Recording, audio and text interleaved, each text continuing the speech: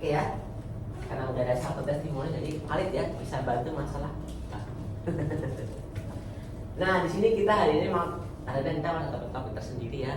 Terapi ini nggak cuma ngomongin hal yang sama terus, bosan ya kalau sama terus kan. Nah kita juga emangnya juga rasanya juga nggak enak, kok banyak ini aja. Nah jadi berusaha kasih kita lah satu topik hari ini tentang sakit bahu. Selain Bapak Hin ada yang sakit bahu nggak? Nggak ada ya? Baunya sehat semua ya? Aman ya? Untuk membuktikannya boleh kita coba tangannya diangkat gini semua bisa, yang kanan nempel telinga. Oke, yang kiri bisa nempel telinga bisa. Oke, bisa semua ya. Nggak ada sakit bahu ya. Nih kalau yang sudah tembak hati-hati ya, tapi bisa gini nggak tangannya? Ya, yang tembak tadi, yang tembak tadi. Nggak nyampe ya? Kadang-kadang kalau udah satu yang sebelah nggak bisa. Hati-hati ya tembok. Bisa ya? Oh, ini nggak bisa ya? Coba tembok ya. Oke. Kalau yang bisa biasa baunya lebih enak lah. Kalau yang paling hebat bisa gini. Ada yang bisa nggak? Nggak bisa ya? Waduh Bapak jangan itu dong. Hati-hati. Sorry ya.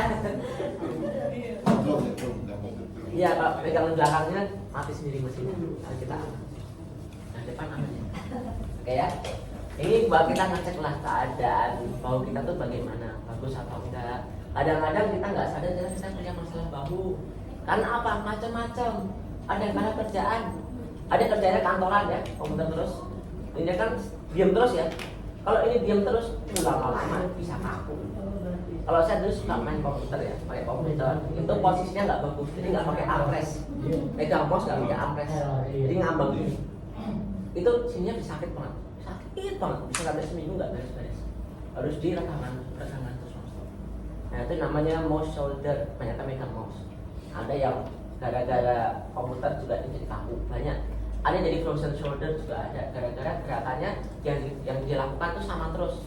Repetitif gerakannya itu bisa bikin frozen shoulder. Dan biasanya yang kena itu wanita juga, biasanya.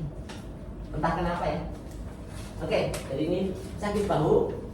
Pertama itu kalau kita masih baru-baru awal-awal itu namanya free breathing. Biasanya tuh baru mulai dikit-dikit mulai kena nih rasanya. Tapi nggak setiap saat kena ya, sekali-sekali kena, sekali ngilu.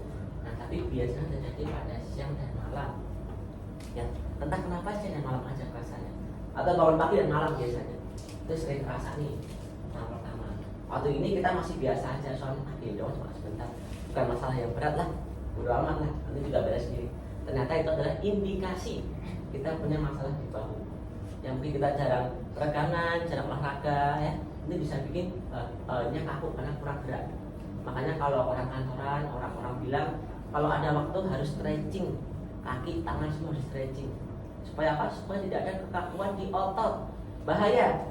Nanti efeknya kemana-mana kayak sekitar ini. Nah ini mulai berasa keras, ketat, gerakannya terhambat. Ini bahasa Malaysia, terhambat. Dan mulai agak sakit nih ya. Nah, pertama waktu malam sakit. Ada customer kita yang dia sakit-sakitnya kalau tidur itu misalnya gini atau ke kiri. Kalau beliau itu badannya secara otomatis ke kanan, dia langsung bangun. Soalnya sakit banget. Itu sangat mengganggu tidur. Orang bisa stres gara-gara sakit bahu doang. Nah, tidak selesai seperti itu. Ya, tidak selesai ketika tidak nyaman tidur. Kayak saya bilang, ketika sakit bahu itu orang bisa uring-uringan ya. Ya, karena orang kalau sakit itu moodnya pasti nggak bagus punya. Orang kalau sehat happy moodnya pasti bagus. Disenggol dikit nggak apa-apa. Orang kalau sakit bahu disenggol bahunya, kok berantem coy. Pasti berantem itu. Sakit ya. Nah, coba terganggu. Efek terganggu, efeknya apa? Macam-macam.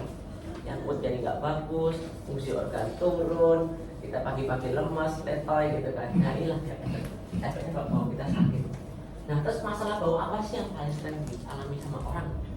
Yang kita lihat itu biasanya yang pertama yang paling ngeselin ya, itu namanya frozen shoulder, bahunya kaku. Nah bau kaku ini biasa terjadi umur 50 hingga 60. Tapi nggak menutup kemungkinan yang umur 30-40 kena juga. Karena gaya hidup sekarang udah beda sama zaman dulu. Zaman dulu semuanya fisik, sekarang kebanyakan depan komputer. Wah itu nggak gerak semua, kaku semua. Apalagi orangnya tidak olahraga, ya itu bahaya banget. nggak pernah gerak ininya, nggak pernah stretching lagi, wah habis tuh, pasti bisa kena. Nah tapi biasanya saya juga lihat video dia dokter ngomong biasanya yang kena itu wanita motion shoulder ini kebanyakan. Jadi ya ibu-ibu harap banyak stretching ya, terutama yang kerja depan komputer atau dagang, sebenarnya hitung uang kan, nah capek, ini capek ya, dagang sama terus hitung uang soalnya. Nih bisa mengganggu waktu itu juga. Nah biasanya penyakit apa yang bisa menambah kemungkinan orang kena motion shoulder? Macam-macam. Ada namanya diabetes. Karena ketika diabetes biasanya itu darahnya menjadi lebih kental ya. Biasa orang diabetes darahnya agak kental. Jadi darahnya nggak bagus di sini. Otot jadi juga agak susah nih sehingga dia akan lebih kaku ujung-ujungnya. Nah kalau kena ini biasanya ada resiko kena ini juga. Gitu ya.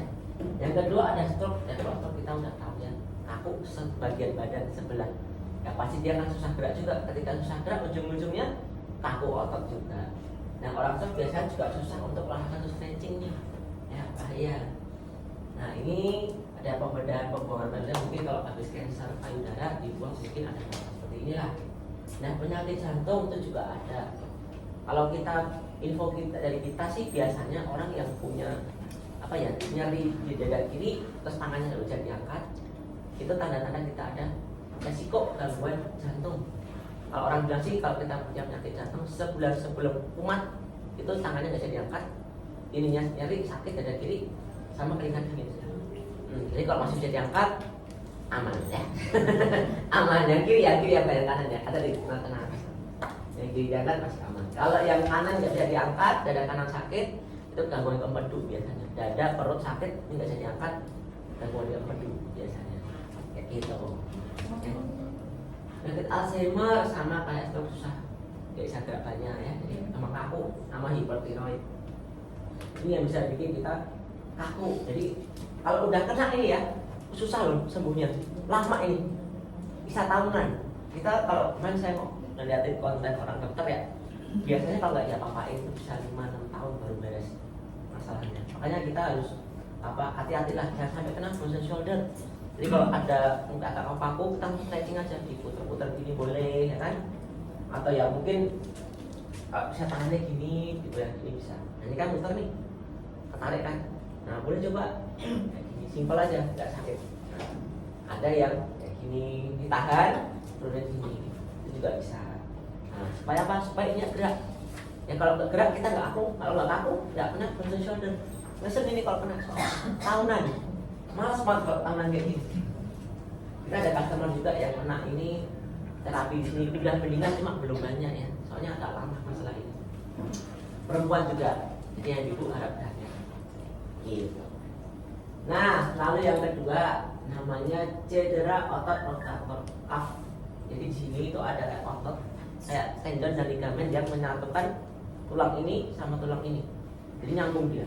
Sehingga kita bisa muter tangannya, bisa naik. Nah ini kalau udah bermasalah ini, kalau di kita ya, saya nggak tahu kita bisa berada sini atau enggak. Soalnya ototnya kan rusak, ya, dan kayak sobek gitu loh. Nah ini biasa terjadi pada atlet atau orang-orang yang pakai tangan banyak. Misalkan atlet baseball yang lempar bola itu, dia sering kena masalah kayak gini, ototnya sobek, ligamen tendonnya sobek. Kalau kena, biasa tangannya beres, habis. Kalau orang seperti kita yang normal-normal kayak gini, yang bukan atlet, bisa terjadi karena satu kecelakaan, itu bisa sobek di sini. Nah, jatuh, tabrak mobil yang amit ya, nah itu bisa kena kayak gini. Yang kedua, faktor usia, itu bisa meningkatkan resiko ininya sobek. Nah, obatnya apa setahu saya cuma bisa dioperasi ya. Jadi ketika otot sobek itu akan dijahit. Jadi tutupnya akan dibolongin dikit, terus diikat gitu supaya nyambung lagi. Nah itu yang saya lihat kan, yang saya tahu. Nah kalau dari kita mungkin kita bisa mengurangi rasa nyerinya ketika terapi di sini. Kalau sembuh saya nggak tahu ya, karena saya nggak bisa ngibul. Ini nggak tahu benar bisa atau enggak. Nah ini biasa kalau punya masalah ini gerakan sendirinya mentok sampai sini. Di sini sakit banget gerakan sini, di atas nggak sakit, tapi di sini dia sakit. Nah terus kalau dia agak sakit kepala, atas kepala, waktu malam sakit. Nah sini nggak ada yang punya masalah ini ya, aman ya. Nanti kalau misalkan ada kejadian sesuatu, harap langsung cek ke dokter ya, jangan sampai berlarut-larut, takutnya tambah parah. Ya, ini serutan menyentuh bagian belakang ya, boro-boro otot belakang, atasnya nggak bisa, nggak mungkin kita putar tarik ke sini, pasti dampaknya sakit punya. Ya inilah, ini yang kedua kita bisa punya masalah di bagian bahu atau kafnya bermasalah. Nah ini ada punya osteoartritis di sini, pengapuran ada di sini, nggak ada ya, aman ya. Oke, pengapuran ini bisa terjadi di mana aja. Kadang-kadang bisa di lutut, orang paling sering di lutut ya biasanya. Kenapa? Karena terutama orang yang badannya berlebih itu bisa ada resiko di lutut sini. Nah tapi bukan berarti kalau di sini nggak bermasalah, sini nggak bermasalah. Bisa jadi ini bermasalah juga. Ya sama. Jadi karena apa sih? Karena faktornya macam-macam. Ada yang pada genetik. Kalau genetik kita nggak bisa atur ya. Itu udah dari atas sana. Kirimannya gimana kita oke. Gak apa-apa. Oke, lalu yang kedua ada usia. Betul, semakin kita bertambah usia, regenerasi apa ini? Apa namanya, bantalannya akan melambat. Ya. Ini yang kita bisa bantu. Kita bisa meningkatkan, mempercepat regenerasi dari ini bantalannya.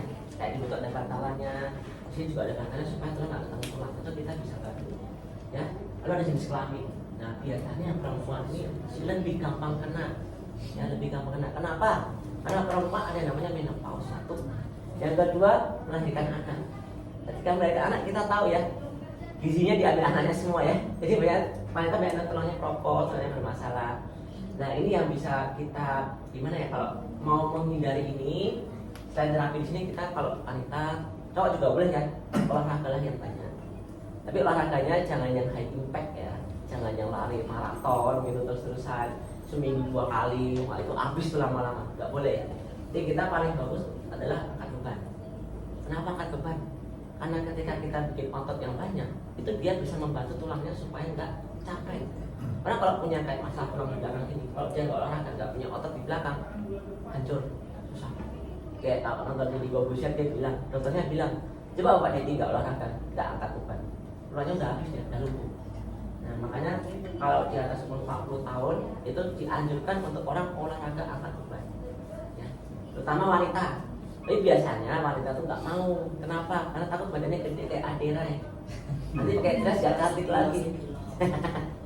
Pertama mulainya kecil-kecil aja, sekilo boleh. Kalau nggak punya sekilo ya pakai badan aja nggak apa-apa. Push up, squat, tahu squat kan semuanya yang kayak gini. Nah itu pun udah oke.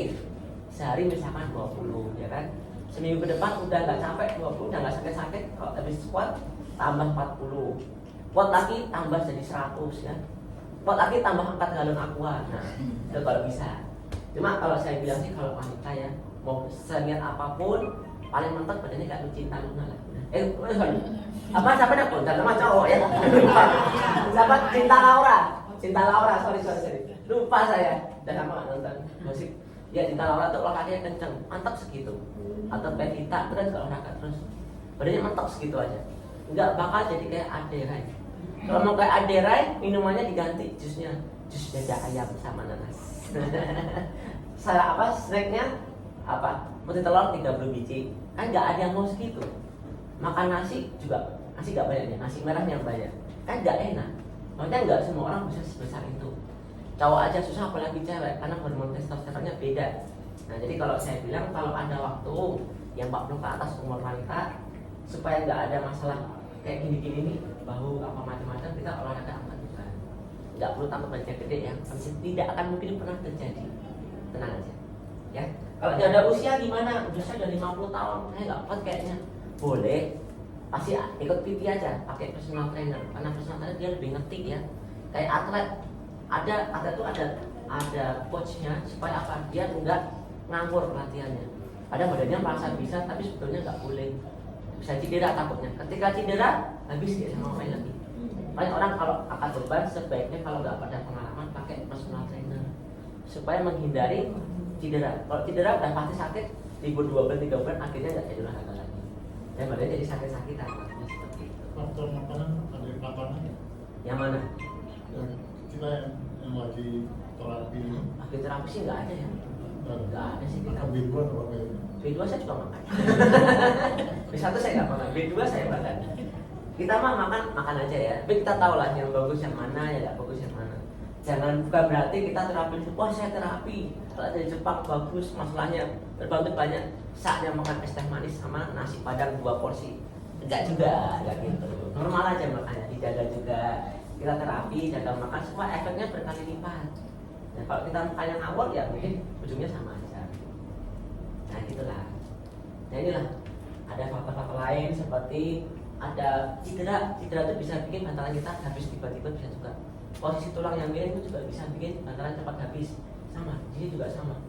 Olahraga nih paling bahaya, makanya olahraga ada yang namanya pelatih ya. Tapi kadang-kadang yang dilatih seenak jidat latihannya, jadi kena cedera sendiri gara-gara dia sendiri. Nah inilah, ini kita bisa bantu banget, jelas kita bisa bantu karena udah terbukti banyak terbantu juga sakit osteoartrisnya berkurang, terutama di bagian lutut ya biasanya orang. Nah kalau ini penyebab dislokasi bahu, tulangnya keluar, jangan ke sini ya, percuma. Kita nggak bisa bantu yang ini. Kenapa? Tulangnya udah keluar, kita kan terapi nggak ada urusan sama ini ya. Kalau ini larinya ke ortopedik boleh, chiropraktik boleh, ke rumah sakit boleh. Kalau yang kayak atlet, utamanya bela diri ya, kan dia sering copot kayak ininya. Dia cuma pasang di tali itu, plot itu udah biasa sendiri. Kalau kita, boro-boro, nangis dulu baru jadi beres ya, sakit. Nah, kalau ini kita emang nggak bisa. Jadi karena apa? Bisa karena benturan. Dia bisa copot, kecelakaan biasa juga sering kena copot ini. Nah, ini harus hati-hati. Kenapa? Kalau misalkan ada orang yang udah loss gitu, dia gampang copot, ada dikit-dikit dia bisa copot. Nah itu sakit juga lumayan. Nah, biasanya itu atlet bela diri itu yang kena. Saya sekarang kadang-kadang nonton UFC ya, sering itu berantem, sebenarnya copot cuma di gini doang, sudah berantem lagi. Kalau kita gini banget, kita batas seminggu, sakit-sakitnya kayak gitu. Nah inilah efeknya apa? Bahunya mungkin jadi agak merah ya, terus pembengkakan, ada nyeri, sakit-sakit, tidak bisa digerakkan secara maksimal lagi, bisa juga. Nah ini kita harus hati-hati juga. Ini kita nggak bisa bantu lah, yang lain kita bisa bantu. Nah saluran air tersumbat maksudnya apa? Ya karena kita ini kan tugasnya untuk membersihkan darah ya, kita mengelancarin penyumbatan darah juga, jadi pembuluh darah kita lebih lancar. Ya, jadi kita mau apa? Terapi di sini kita mau beresin pembuluh darahnya supaya lancar semua. Efeknya apa? Ketika darah lancar itu bisa mengurangi sakit-sakit di bahu. Ternyata bapaknya sudah ada peningkatan ya, nggak kaku lagi ada. Nah, ketika darah lebih lancar juga pembuatan bantalan di otot kita semua ini di sendi-sendi kita akan bertambah, sehingga yang awalnya kita sakit bisa saja berkurang sakitnya atau nggak sakit lagi. Kalau yang nggak sakit ya makin nggak sakit lagi, makin aman. Walaupun kita sering olahraga yang keras, terutama orang yang suka lari ya, yang suka lari waktu muda, suka lari terus-terusan. Nah itu resiko di sini agak besar tuh, soalnya dia impactnya besar. Nah makanya kita mau terapi ini supaya bantalannya nggak habis. Kalau habis susah, beneran susah. Saya sering ketemu orang yang sakit kalau jalan nangis, banyak. Bantalan sini habis, kalau jalan nangis, kalau ada juga. Terus sama saya mau masalah satu ke ibu-ibu ya, terutama bapak yang suka pakai tas lempang 1 biji itu jangan berat-berat. Kalau berat-berat biasanya mereng sebelah badannya, ya kan? Kalau suka lihat orang jalan-jalan di belakang lagi di mall misalkan, depan kita ada yang buat tas gini, badannya gini, tasnya di sini pak. Ya, itu bisa lama-lama ya mereng. Kalau mereng jadi skoliosis. Nah efeknya kemana? Ke tangannya kebas lama-lama, kebas bermasalah, jadinya sakit bahu lagi. Ya, kayak orang buat tas belanja juga sama, seimbangkan. Jadi kalau ada tas yang selempang itu jangan berat-berat. Kalau mau berat pakai yang cangklong, tapi tangsel ya tangsel. Bahasanya susah. Apa itu? Gemblok kayak itulah. Pokoknya tak ini. Itu lebih aman buat bahu kita supaya bahu kita nggak sakit. Tapi pesan saya satu, jangan lupa stretching ya Bapak Ibu ya. Kalau lagi slow, gini-gini boleh, putar-putar boleh ya, supaya kita nggak sakit bahu. Supaya kita bisa kayak gini, kayak yoga. Ya gitulah. Ini sudah habis ya. Terima kasih. Dan kita lagi besok. Udah 30 menit loh. 30 menit aja. Oke, terima kasih ya. Terima kasih ya dari jalan. Terima kasih.